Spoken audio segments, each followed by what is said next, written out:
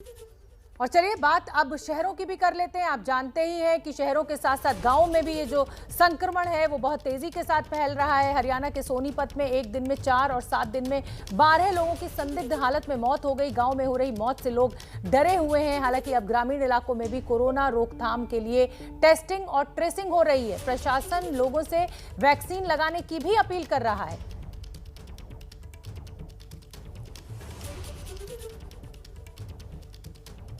चिंता का विषय बिल्कुल है जी, क्योंकि इतना अपने सोनीपत डिस्ट्रिक्ट में कहीं भी रेशो नहीं है। 7 दिन का 12 आदमी के करीब 13 आदमी के करीब हमारे गांव में मौत हो चुकी है। इसमें हम ये चाहेंगे, सरकार से भी चाहेंगे ज़्यादा से ज़्यादा वैक्सीन हो, और लोगों से भी अपील करेंगे हम, ताकि वो सोशल डिस्टेंसिंग का पालन करें, ज़्यादा एक जगह इकट्ठे ना हुए। इन गाँव में जो हमारी जो फील्ड सर्विलांस की जो टीम्स हैं वो जाकर जो सैंपलिंग को उसमें बढ़ाने के निर्देश दिए गए हैं, और भी जो कंटेनमेंट मेजर्स यदि उसमें सख्ती यदि कुछ और कहीं पे लानी है उसके लिए भी हमने हिदायतें करी हुई हैं।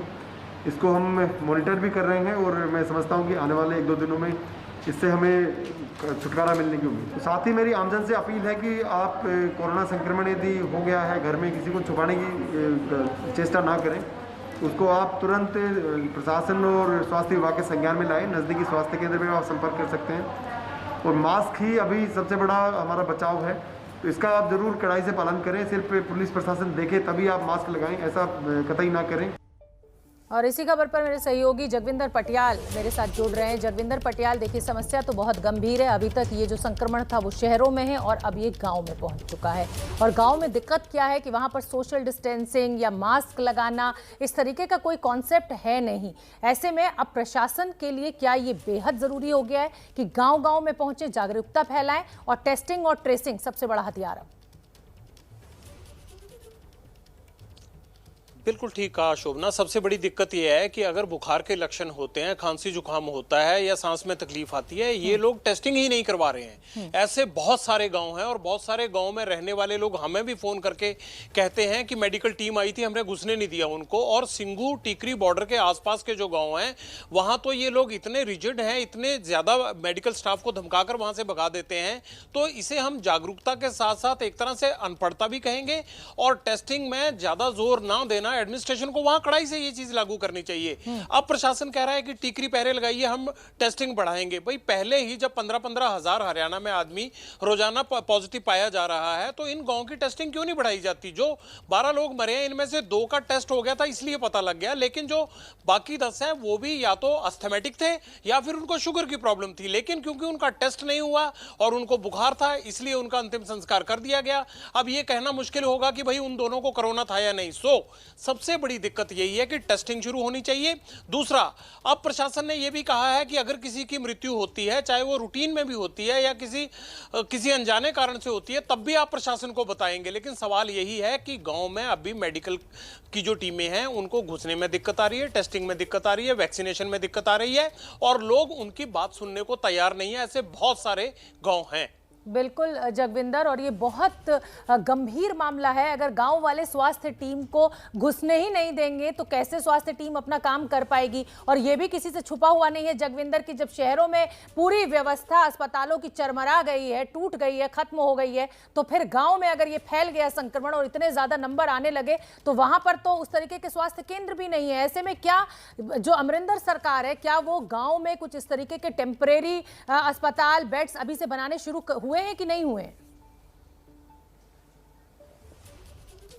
देखिए, पंजाब में ये व्यवस्था लागू हो रही है। अभी तक हम बात कर रहे थे हरियाणा की। ये जो गांव है ये हरियाणा के सोनीपत जिले में आता है। पंजाब में भी गांव में ज्यादा केस बढ़ने लगे हैं, लेकिन उन गांव के लोगों को सख्ती से ये कहा जा रहा है कि आप टेस्ट करवाएं या फिर शहरों में आकर आप अपने आप को आइसोलेट करें। हालांकि पंजाब में इतना ज्यादा ये दिक्कत नहीं है जितनी ज्यादा दिक्कत हरियाणा में, और खासकर जहां पर किसान एजिटेशन चल रहा है उसके आसपास के जिलों में ये दिक्कत आ रही है। बिल्कुल ठीक है जगविंदर, आप बने रहिए। और इसी बीच में अपने दर्शकों को ये भी बताना बताना चाहती हूँ कि एक तरफ जैसा कि हम जिक्र कर रहे हैं, गाँव तक कोरोना का खतरा फैल गया है, तो दूसरी तरफ लोग वैक्सीन से भी कतरा रहे हैं। पंजाब के अमृतसर की बात अभी जगविंदर भी कर रहे थे और मैं भी आपको बता दूं कि टीकाकरण के तीसरे अभियान में मजदूरों को टीका लगाया जा रहा है। अमृतसर में 11,000 ऐसे लोगों की पहचान की गई है, लेकिन टीकाकरण के पहले ही दिन अमृतसर में इस श्रेणी में आने वाले 21 लोग ही सिर्फ टीका लगाने पहुंचे। प्रशासन ने कहा है कि ऐसी श्रेणी में आने वाले लोगों से संपर्क करने में भी दिक्कत आ रही है। तो एक कहीं ना कहीं जो अंधविश्वास है वो बड़ी दिक्कत बना हुआ है इस समय, प्रशासन के लिए भी, सरकार के लिए भी। गांव में जो शिक्षा की कमी है, जिस तरीके की अज्ञानता है, वो एक बड़ा रोड़ा है। जगविंदर लगातार हमारे साथ बने हुए हैं। जगविंदर, अब अगर 11,000 मजदूरों को टीका सरकार मुफ्त लगा रही है और उसमें से 21 सिर्फ आ रहे हैं, तो इसका मतलब कहीं ना कहीं क्या लोग इस वायरस की गंभीरता को नहीं समझ रहे हैं? क्या दिक्कत है? देखिए शोभना, 1 लाख इंजेक्शन पंजाब सरकार ने सबसे पहले 18+ 18 से ज्यादा उम्र के मजदूरों के लिए उन्होंने सुरक्षित रखा और सभी लेबर कमिश्नर्स को यह कहा गया कि आप मजदूरों की सूची दीजिए। अमृतसर से 11,000 की सूची आई। पहले दिन आपने 21 की बात की, पिछले कल दूसरा दिन था, दूसरे दिन का आंकड़ा कुल मिला लें तो 48 मजदूर, यानी पहले दिन 21 और दूसरे दिन मिलाकर 48 मजदूरों ने अब तक टीका लगवाया। तो सरकार के अरेंजमेंट क्या करेंगे जब आप टीका लगवाने नहीं जाएंगे? मजदूरों के मामले में 2 दिक्कतें हैं। एक ये है कि वो उनकी अनपढ़ता या मान लीजिए कि उनका जागरूक ना होना।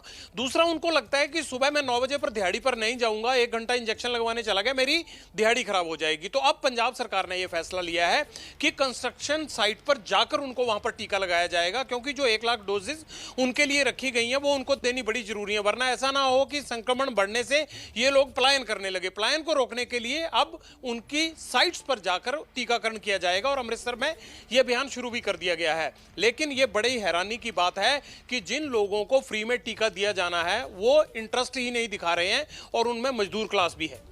बहुत बहुत धन्यवाद जगविंदर आपका इस पूरी जानकारी के लिए। तो पंजाब सरकार की एक बड़ी पहल कि मजदूरों को पहले टीका लगाया जाए।